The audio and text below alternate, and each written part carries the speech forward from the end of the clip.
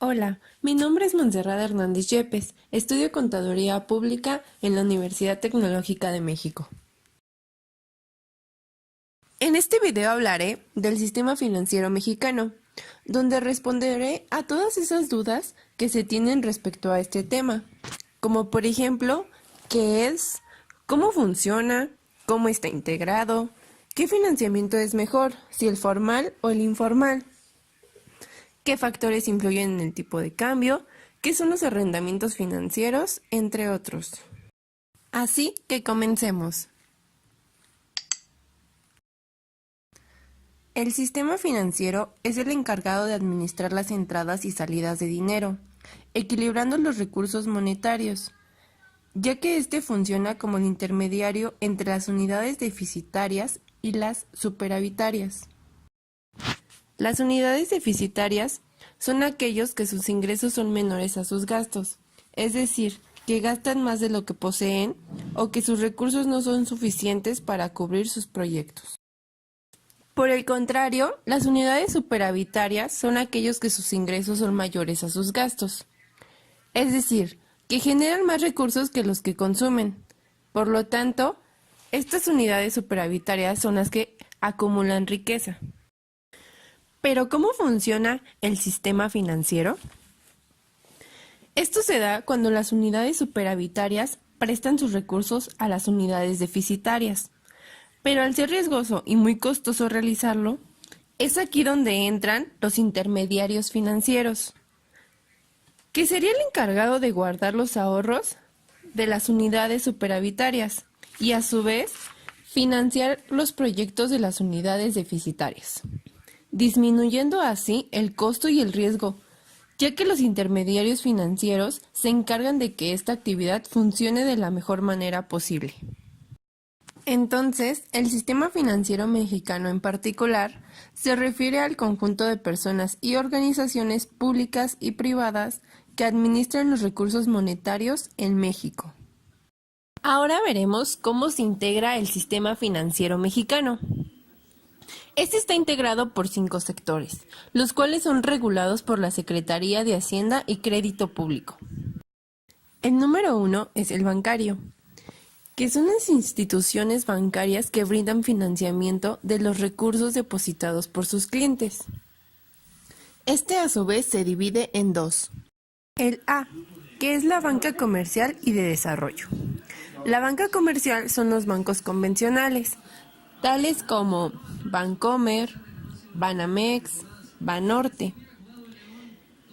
Y la banca de desarrollo son entidades de la Administración Pública Federal cuyo objetivo es facilitar el acceso al financiamiento a personas físicas y morales, como por ejemplo Bansefi o Bancomext.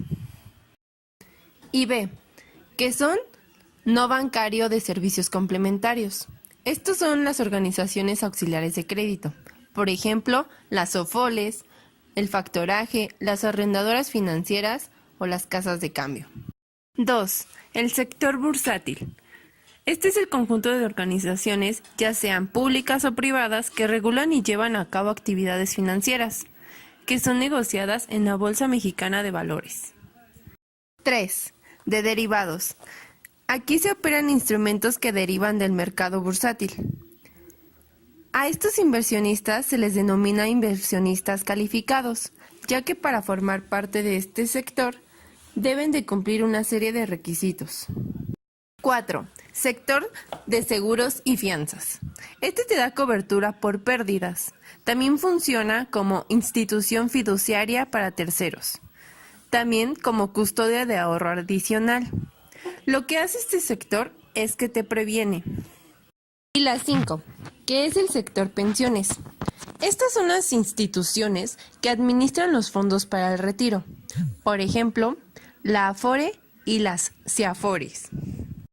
La principal función del sistema financiero mexicano es contribuir a que el sistema productivo opere con eficiencia. Esto quiere decir que por medio de la intermediación financiera, los recursos necesarios estén disponibles para la producción y para el consumo. Hasta ahora hemos estado hablando del sistema financiero formal, pero también existe el sistema financiero informal. que de hecho este podría ser el más utilizado, ya que en México existe poca cultura de información financiera, lo que conlleva a que utilicen este servicio. Pero este aumenta el riesgo, ya que no tiene estructura formal ni reglas, lo que se considera un peligro.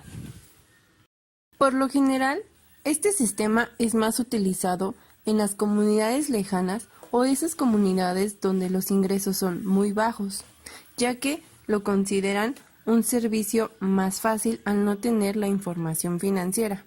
Pero recordemos que esto es muy peligroso. Un sistema financiero informal se puede dar por prestamistas, ya sea un conocido, familiares o amigos, o también por asociaciones que se dedican a este tipo de acciones. Mientras que el arrendamiento financiero es la adquisición de activos o bienes sin tener que pagar la inversión al contado, y tampoco sin tener que recurrir a préstamos en entidades financieras. El arrendamiento operativo es un acuerdo entre dos sujetos, donde el propietario de un bien transfiere a otra persona a cambio de un pago periódico. Hablando de financiamiento, en este tiene mucho que ver el tipo de cambio.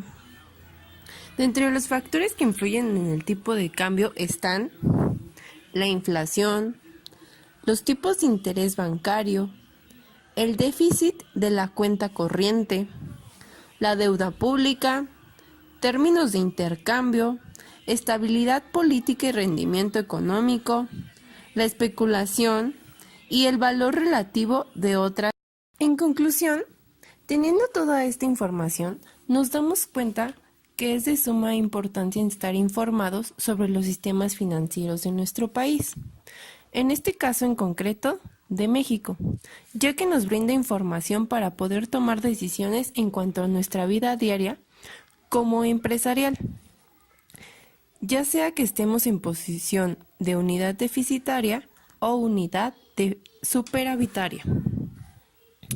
El tener este tipo de información disminuye los riesgos de pérdidas, ya que como vimos existen los sistemas de financiamiento informal que no son convenientes de practicar ni prestando el servicio ni adquiriéndolo, porque en el mejor de los casos nos pueden hacer pagar un precio muy costoso o que no nos paguen, y en el peor de los casos podemos perder nuestros bienes o recursos e incluso meternos en problemas legales.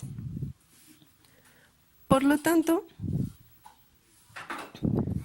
el buscar un buen financiamiento regulado por la Secretaría de Hacienda y Crédito Público puede ser de gran utilidad para generar más recursos y mover la economía, o en su caso, prestar nuestros recursos a otras personas o invertir para que de la misma manera generemos más recursos e igual movamos la economía. Esto es todo por el video, espero les haya gustado y les haya servido esta información. Gracias.